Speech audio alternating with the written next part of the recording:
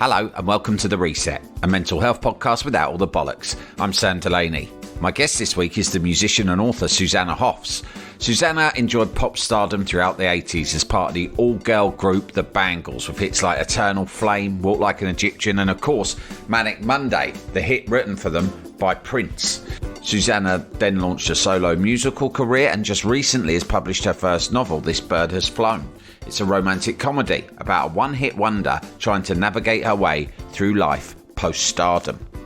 I caught up with Susanna on a recent visit to London and we sat down to talk about her career, the 1980s, her relationship with Prince, plus the important role that both psychotherapy and sobriety plays in her life. I'm obviously a big fan of her music, but I was also really privileged that she opened up in the second part of this interview about her decision to quit booze years ago and her insights to managing mental health. There's some great wisdom, great advice, and also great gossip in this conversation. What more could you want? I hope you enjoy listening. Susanna Hoffs, welcome to The Reset. Thank you. It's great to be here with you. It's so great to meet you. Thanks for your time. And it's so exciting to read your fantastic book. Oh, This Bird Has Flown. I've been really enjoying reading it. It's a really fun read. Yeah. But it's got some really interesting sort of themes that are, tricky. Although it's like a funny book and romantic and there's all that stuff, there were some dark undercurrents to some of it. Yeah. Not least to do with show business and success and all of that stuff. So I guess the obvious thing is the protagonist was a one-hit wonder. You weren't a one-hit wonder, you were a several hits wonder. But how much did you draw upon your own experiences? Was there a sort of a gap in your career at any point where you felt like Jane did at the beginning? There's been a big gap since the end of the Bangles and beyond. Actually, I don't know why. I've never really expressed it quite that way, but because it's definitely something that comes up when people have read the book and they know it's a one-hit wonder and they wonder if I related to that experience. And it's only in having written the book, but also reflecting now at the age that I am, which is 64, reflecting back on that decade of the 80s, and then the sort of somewhat deafening silence that came afterwards. Like, it was very hard to attempt the solo career. And no, I say that, attempted. I've had a solo career, and I've worked with Matthew Sweet on these Under the Covers records. You may or may not know those, but we made 3 of them. And I've never stopped making music, but that sort of bubble of the 80s, what happened, it was just a very intense decade, and it was like nonstop, full on, and there was I was able to take the feeling of not being able to, reach those heights, I would say, if you're looking at them just from, radio plays on songs. I wasn't able to reach that beyond the 80s, and that's okay. Music is music, and sometimes people click with something and sometimes they don't, and sometimes people are enjoying it, but you just don't know who they are or where, you're not on the radio anymore. So. Yeah. But you feel it's okay now. Is it tough, the experience, when you're going through the transitional period? If you can remember to that moment where where you were first doing solo stuff and it wasn't perhaps hitting the same commercial heights as the Bangles. In terms of your own identity, your self-esteem, how do you cope with those moments? Well, I coped pretty well, I would say, but in thinking about writing a novel about a one-hit wonder, it kind of came back to me. And actually, I still feel that the music business is one thing and being a musician is another. Like, my joy and my passion and my escape into music and my love of music, nothing can ever tarnish that or hurt that. Like, it's a sacred love of music. Like, I'm just totally obsessed with music, and I always say it's the beginning, middle, and end of every day. I have a song to listen to as I'm brushing my teeth in the morning, and one to listen to before I go to sleep, essentially. But I do think, and this is probably true for most people in the music business, very rare for someone to continue on and be, the Rolling Stones, for example. It's yeah, and often bands, it's you're sort of wed to each other. It's a kind of marriage of multiple people, and you're on the road, and it's difficult to both have a family, for example. Like when the 80s ended, I was sort of thinking, well, maybe, I was about 30, and I was thinking, I need to think about family if that's something I want to do, and I did, and I got married and had 2 children, and life has a way of intervening in a way. But to be a solo artist then became a little more complicated, trying to tour and have young children. But it's all good stuff. It's just goes with the territory. No real complaints. I saw like, I can't remember, but I was, saw when you got married, and I thought, oh, that happened around the time, not long after you'd wound down the Bangles. Oh, yeah. And I was thinking, well, that must have been, a great thing for you. Yes. In as much as, you must have spent so much of your 20s on the road. On the road, and I joke now about how chaotic my dating life in the 80s was, given all that. Not only being on the road, but trying to maintain a relationship on the road. There was this one tour towards the end where it was like the Bangles and their boyfriends all are on the road together. Right. Like all the boyfriends were willing to go on the road with us because we were all losing our minds, because it was just like we were so lonely for our boyfriends at the time. The cliche in rock and roll is male bands go away and don't want their girlfriends coming with them. But we were not that. Yeah. I know. Who was your boyfriend then? Did you have a... my boyfriend... it wasn't Michael J. Fox? No. We just... Yeah, there's just a picture of us together. And it comes up a lot. Grateful Dead shirt. Right. And I think we were somewhere like SNL or something, Saturday Night Live or something, and I'm wearing this black dress, and we're kind of hugging, or not hugging, but he has his arm around me. My memory is that. So like him, I don't have a memory of something other than arm round. Yeah, okay. That moment. Yeah. But it is hilarious that it seems to persist. It seems to persist. Yeah. But then again, the 80s are a little bit sort of misty, blurred. I mean, I've hung on to many memories, but not all of them. You can't, with all the decades that followed, Yeah. But yeah. So. Who was your boyfriend who you took on tour with you? Oh, Donovan Leitch, the son of the singer Donovan. Yeah. And his sister Ione Skye is a wonderful actress. Oh yeah. Wonderful. Yeah. But that last Bangles tour, we all had boyfriends with us on the road, because it is a lonely life. Let's face it. I bet. You were gone for months and months. And was it just non-stop, really? Was your memory just pretty of that whole decade? Because you started early in the decade, right? Yes. And then you broke up late in the decade. We started around 81. We got signed to Columbia Records, called Columbia back then, but then later became Sony, in 83. And then it was just like full on, as you guys say, right? Like full on touring, living together essentially on the road.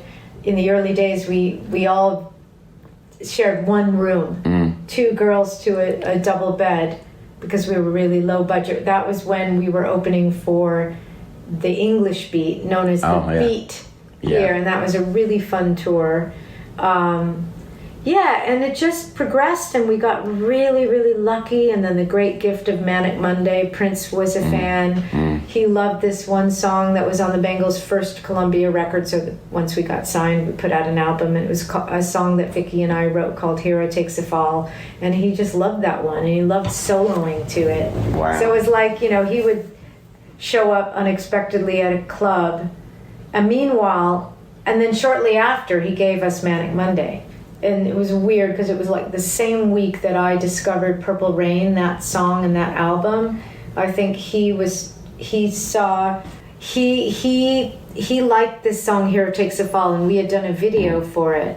And I was in a French maid outfit. We all played these different characters. Right, okay. I was told that he liked that, and I was the lead singer on that particular song. So he caught his eye and his ear, and he was interested in the Bangles. And then he started to show up at our gigs, and he always wanted to play just solo in that crazy, supernatural way that he had of playing guitar.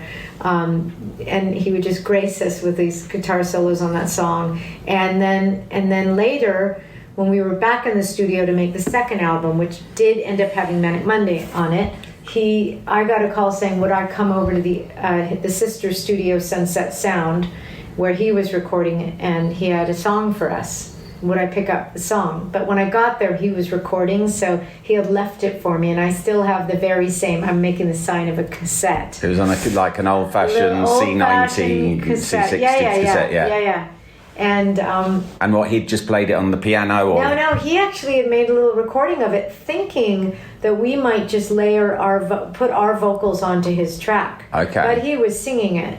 Okay. So he was singing the lead part that I ended up singing. Is that track ever been heard? Yeah, it's on his originals now. Oh, okay. He finally released it. Right. Or they did after he died, yeah. Yes, his estate released it. Right, okay. Yeah. Interesting. I know.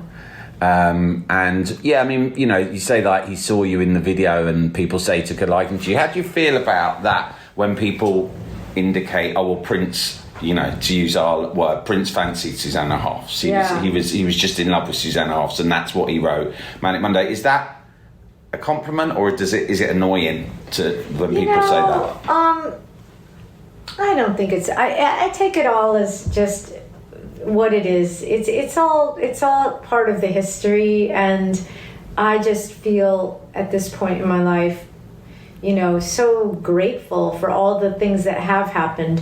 You know, Prince was a quite enigmatic character. He liked to sort of talk in riddles in a way, and I'm just using that expression as because he was I don't know, he just had such a powerful persona. You couldn't be in a room or sitting across from him and not sense that there was a lot going on in his head, and it was really intriguing and fun, but you also felt a little bit like dancing on eggshells maybe, or sparring, or like he was an iconoclastic genius, you know. Let's all face it. So I was like, it would be like being blasted with someone's charm beam, and you're just kind of like trying to keep up, you know, in a sense. But it was enigmatic. He was enigmatic. Being also in a relationship with him would have been weird then, presumably. I mean, like as for someone like that, because you need a certain amount of like just down to earth thought of humanity in a relationship. Don't I would think so. I mean, there was a lot of rumors swirling around, but really, when I look at what the times that I hung out with Prince, it was really like he was a mischievous person. And he was also a brilliant person, and he was also a music lover, and he happened to just love the Bangles and that song. And I just feel like I have lovely memories of just that gig at the Palace, going up and sitting in the bar area, just in a booth with him and joking around with him.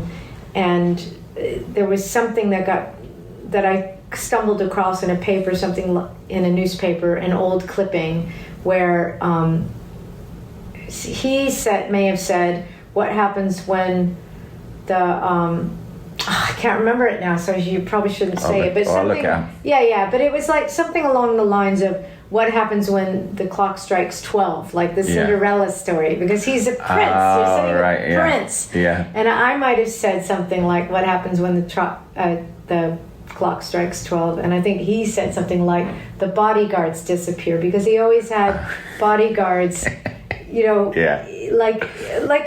like discreet distance away, but you know, he was Prince. He was a superstar. And I was like a scrappy musician who'd just gotten signed to Columbia and had our first single out, you know. Yeah. But then the gift of Manic Monday changed everything for the Bangles. I do think it was such a brilliant song, and I remember singing it and feeling like, how did he know this would be right for me to sing? Because it just felt so good to sing it. Because you know when a song is a struggle, and you know when a song fits like a glove.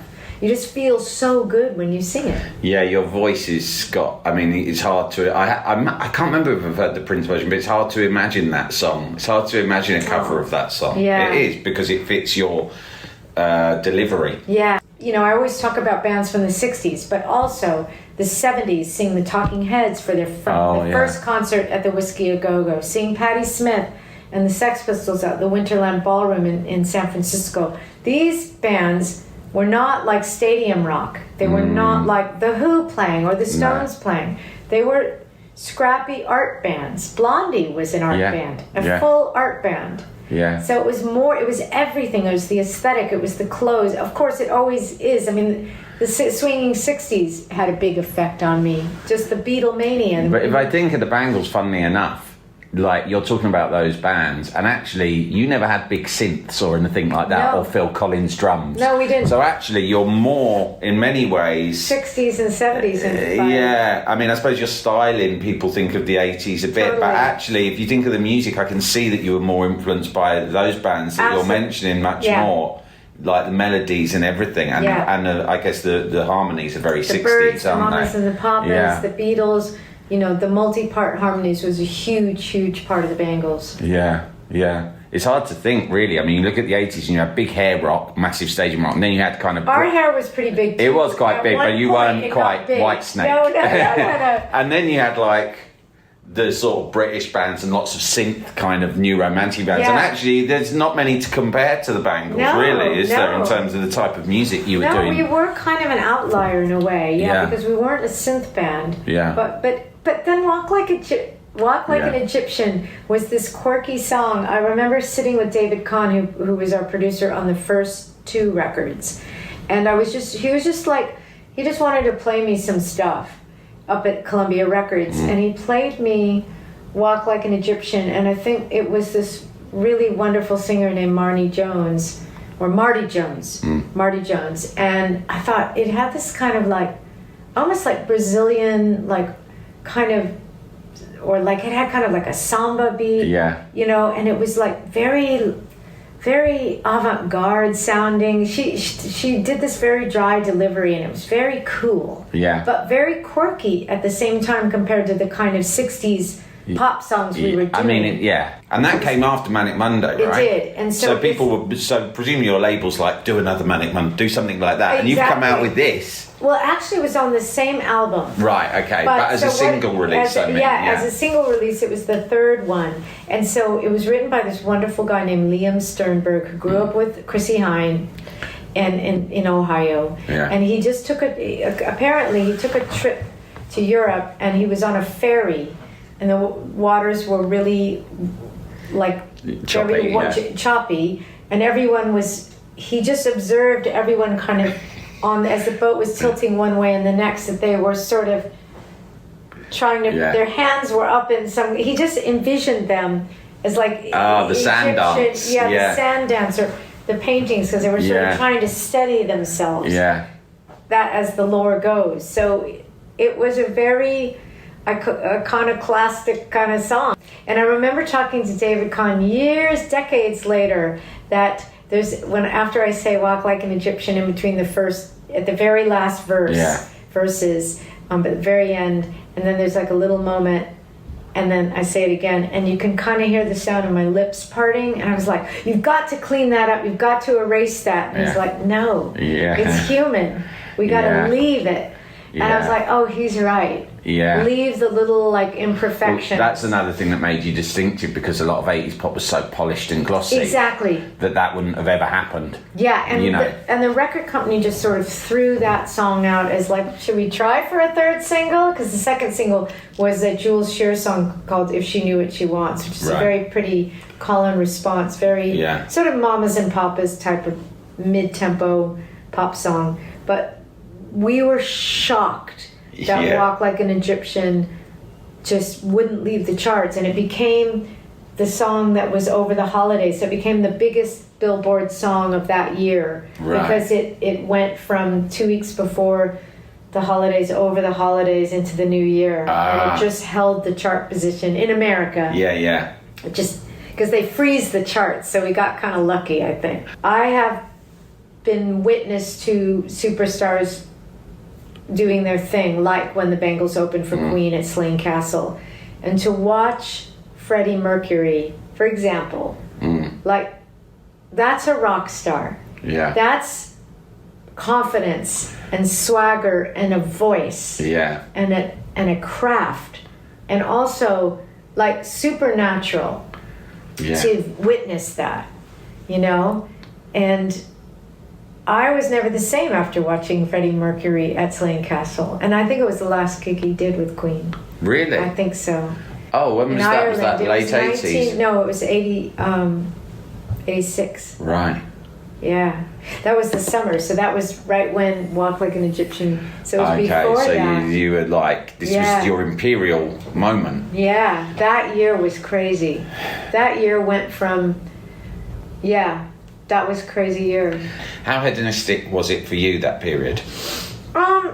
You know, we were all in our 20s. We were not, I would say, we were not doing the things that you read about in whichever books about, you know, Hammer of the Gods or Motley Crue. We weren't throwing things. Yeah. We one time, is it still going? Yeah, one time, jokingly, because there was the M&M's whichever color was verboten on the M&M dish. We were not capable of trashing a dressing room. And one time we thought, well, maybe we should trash a dressing room. But nobody wanted to do it. Like we were too nice. Yeah. You know. But we liked to drink our wine before and after the show. We had fun with our crew. We really, you know, we definitely we were not, you know, no one was a heroin addict. We weren't doing any hard drugs. We just liked a bit of wine. We liked a bit of partying. But what else is there to do on the road? Of course. It's pretty lonely otherwise. But I read that you don't drink now. I don't drink now. Is that right? So, yeah, I was interested in that, and my podcast is about a lot of it's about sobriety. I'm sober myself. Yeah. How easy was that? What was the decision based on? How long have you been living that life? 11 years in January of this year. And I love it. I feel like it's difficult sometimes because it is very nice to drink wine, which was my main drink.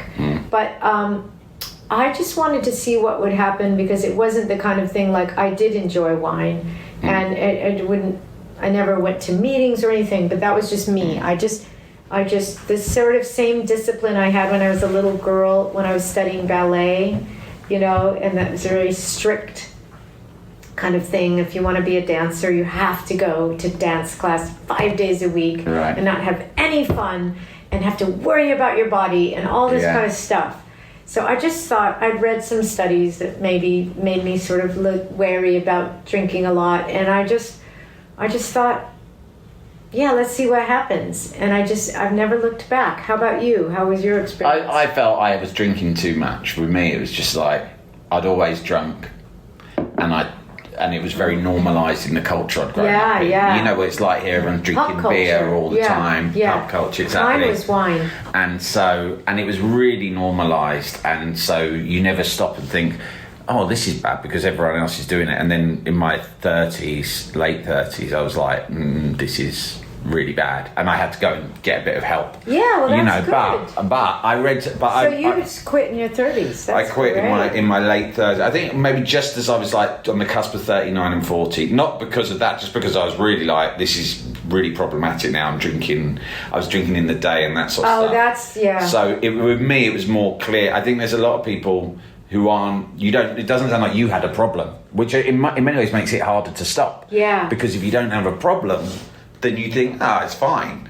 Whereas I was starting to think, I've got a problem, which in some way they call it the gift of desperation in recovery, don't they? But in any case, I read something that I really loved that you said, because it was so simple, and it was something along the lines of, I just thought I'm going to have to find other things to create joy every day. And it was so simple. You would just like watch a movie or something like that. And that's what I believe in. That's what I tried to say to people. I can't remember what you said, but... That's pretty much it. Yeah. Like, I just needed to replace the pleasure that a glass of wine or 2 or 3 would do once I started. It was always hard to stop at 1. But it's not like I drink a bottle of it. But I just knew that it was sort of... It just was like this automatic way to relax. But there's other ways to have a diverting experience that's more fulfilling.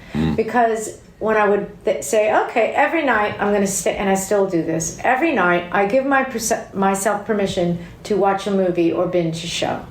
And I don't care who else in the house has gone to sleep. I'll stay up as late as I want, and I don't care. This is my substitute. This is my joy and I learned something. And it really, I don't think I would have written the book, to be honest, had I not made room for absorbing stories or reading, or just taking the evening to just read for an hour. Yeah. My brain was so happy. It was dancing around going, woo, look at all this wonderful stuff you're learning about storytelling. Yeah.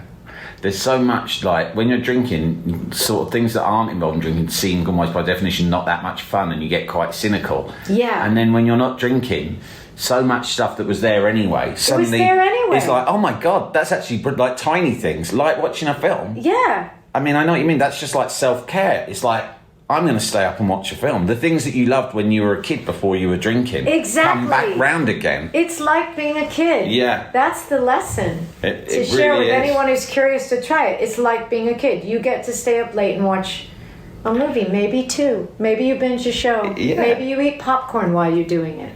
And you watch kids and you think, they're always having fun and none of them are drunk. I know. It's so true. Yeah. That's a really interesting point you just made. Yeah. I really love that. Well, listen, when I read your quotes about not drinking, I was like, I love the simple ones. And it's just like, it's so straightforward. Yeah. You just make sure you're having... Distraction is the word as well. All it is a distraction. Find better things to distract yourself with. Things that might nourish you whilst also making you feel relaxed. And here's the other thing. At the very beginning, not to just dwell on it but it is interesting it's fun to be able to talk to someone who's gone through it. My first fear was like, what do I do when I go to a dinner party with another couple? We're having dinner with another couple, and everyone's going to drink wine, and then I realized, well, a friend of mine said, just order caffeine. You're still going to get a buzz from it. So also maybe it means going home and then staying up late and watching that's where the late night movies come in. But the caffeine is actually good for you. Coffee is actually healthy. Is that right? So they say. Extremely healthy. Really? Yeah. And I just How many a day coffee. though? I became addicted when I was first sober. I had a coffee, like the same reason that you're describing, but I got out of control. Now I try to limit it. Well, towards nighttime, I don't sit and watch a movie at 9 p.m. and have coffee, but I give it to myself during the day. It was very helpful as a sort of brain focuser for writing the novel. I love to write on coffee. I love to it. write Isn't on it coffee. great? It's a great feeling. It's fabulous. I put jazz in my headphones. Nice. I tried to do some research on whether or not that type of music. I was never a jazz fan until like last few years, and I started writing to it. Like improvisation. Double espresso, Miles Davis. I get loads of work done. Oh my God, that's heaven. But listen, obviously, I was going to say, the amount of creative energy you've got right now is amazing. Thank you. And so that must partly... I've been a big fan of your Instagram for a while. Thank you. And you're someone who seems like very, like... Your creativity and your energy is very, very high. Yeah. I mean, what do you put that down to? Has that always been the case through, over the years? Or do you feel that there's a moment in your life? Is it sobriety? What is it that... Because you've made these records in lockdown. Lots of people, lockdown got them really low and down. Yeah. And you seem to react in a different way. And now you've written this fantastic novel. Where's all this energy coming from? Well, I think because I'm doing something I truly want to do. And even though it's really hard work, I mean, it's hard to write a novel. It's hard to record music, and you worry about every little thing. They're like your children. You're like, you care so much. You want to get it right. So there's there's a little bit of neuroses in it, of like just trying to just move away from something, and that's the version that's going to be printed, that people are going to read, all that kind of OCD kind of, you can drift towards that when you're making anything, but you have to walk away from the painting when the oil is still wet, you have to walk away. So that other than that, I don't miss the life that I had led for many years. I found the road, especially when you don't drink, but I'm not going to put it on that. Yeah. But I found the road to be very lonely. Even though I was with the Bangles, I found the road just generally was not something like some people's bliss is being on the road. Yeah. I have the feeling that, oh my God, I'm going to space out.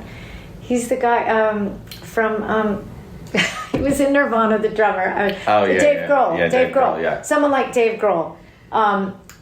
Foo Fighters. Sorry. I need more coffee. It's been a long day. It's that point in the afternoon. Forget You've that. done a lot of talking today. Okay, a lot of talking today. So someone like, maybe I'm guessing, someone like Dave Grohl, or even the Stones. Look how much they do it. Yeah. They love that. You have to love it. It's not for everyone, you know. But you were doing to make it. Well, you know, you had to, during didn't you, the 80s, to break through. But in the decades after of trying to get more music, we recorded other albums, whatever. In those post the 80s period, I did a lot of touring with the Bangles up until I even had a gig with them in 2019. Yeah. So just before the pandemic. So, but I found that because for some reason, I just had this urge to make new things. I just wanted to make new things, or at least do the old things differently. You know, reinvent them somehow. Yeah. And I found that wasn't something that you can really do unless everyone's on board with it. Yeah. So you have to, it's hard making art by committee. It's wonderful. Yeah. Being in a band is one of the most incredible experiences. I mean, I'm trying to find the right adjective. Like it's when you're on stage in your band and you're all communing musically and everybody's in that moment together, there's hard to find words for that. Yeah. But at the same time, if you're touring and you find that you're a bit lonely when you're not performing and you're only performing for an hour the whole day, hotel rooms it's very difficult. Hotel rooms can be very lonely. In the Me Too, you know, I don't know what it was like back then, but as a woman, a high-profile woman in the music industry, presumably there was all sorts of dodgy behaviour there as well. I think there was. I think there are many stories, and they just haven't quite been told. I skated through pretty well. Right. I felt like, you know, but I definitely had a sense that it was a man's world, the business side of it, somehow. And I definitely felt, and I think my partners in the Bangles probably had similar experience of feeling quite judged in a way for, you know, how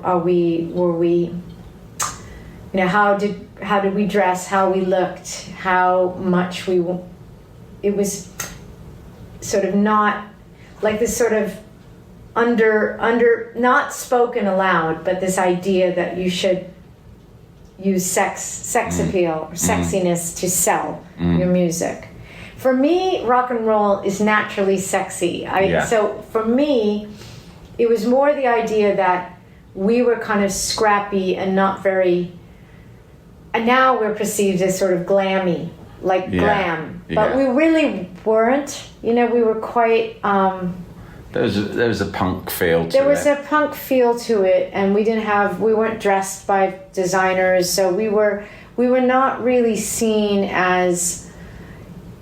I remember during the 80s how amazing Madonna was at integrating fashion lines with her look and her ability, because as a solo artist it's easy to sort of shape shift and try on personas and looks, and you know, she kind of really owned that in a way, and owned her sexuality in a way that was really cool.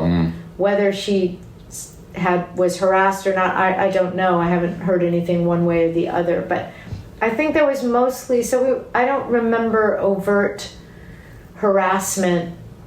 I mean, it was also because we were a band of women that we were able to band together, and I felt power in numbers. You know, I felt protected that it was all four of us in a way. One for all and all for one. I think it might be more vulnerable making if you're just a solo artist.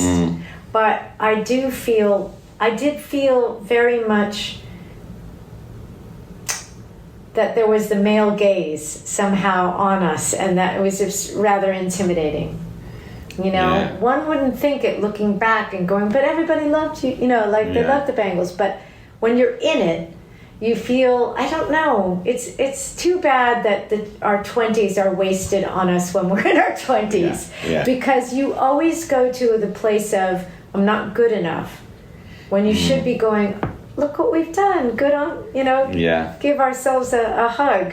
We don't know how to do that when we're in our 20s, sadly. Luckily, I had really good psychotherapists. I mean, it's like, you know, psychiatrists. Your dad was My a dad psychotherapist. is a psychotherapist. Right? So early on, I realized when the Bangles got signed to Columbia, my anxiety levels went skyrocketed, and I knew I needed to do therapy. So through my dad's connections, someone he didn't know well, so it wasn't like, you know, it was felt very like a good choice for me. I started to do psychotherapy, like on the couch Freudian therapy during the Bangles. Wow. So maybe proper I have hardcore stuff. Hardcore, lying on the couch, talk therapy, but like not sitting across in chairs, but like not seeing the therapist, just hearing their voice and being able to say whatever I want without feeling like someone's staring at me. Yeah. Very old school. And but again, useful. Very useful. I haven't talked about this. You're getting a good scoops here, because I realized, now I look back on the 80s and it's like